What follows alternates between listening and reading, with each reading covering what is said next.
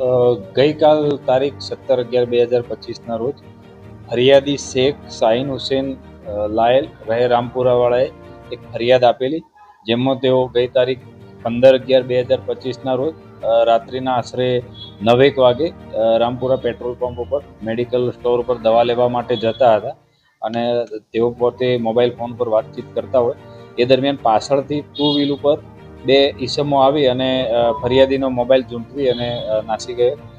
આ બાબતે ફરિયાદીએ પોતાનો મોબાઈલ મોટોરોલા કંપનીનો કિંમત ₹22,000 બાબતે 2 અજાણ્યા ઈસમો વિરુદ્ધ ફરિયાદ આપેલી.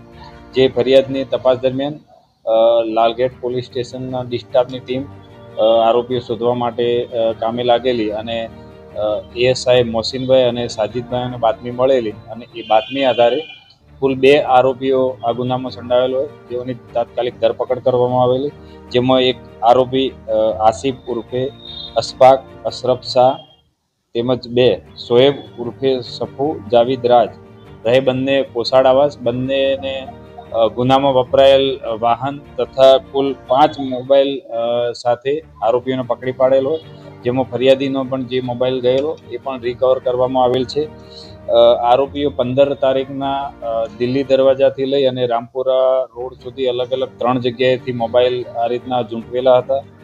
બંને આરોપીઓનો ગુનાહિત ઇતિહાસ તપાસ કરતા તેઓ અગાઉ અડાજણ, અમરોલી અને વરાછા પોલીસ સ્ટેશન ખાતે પણ આ રીતના મોબાઈલ ચોરીના ગુનાઓમાં પકડાઈ ચૂકેલ છે.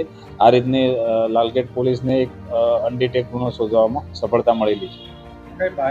કેટલી ગાડી છે? કુલ 1 2 વ્હીલ અને 5 મોબાઈલ રિકવર કરવામાં આવેલ છે.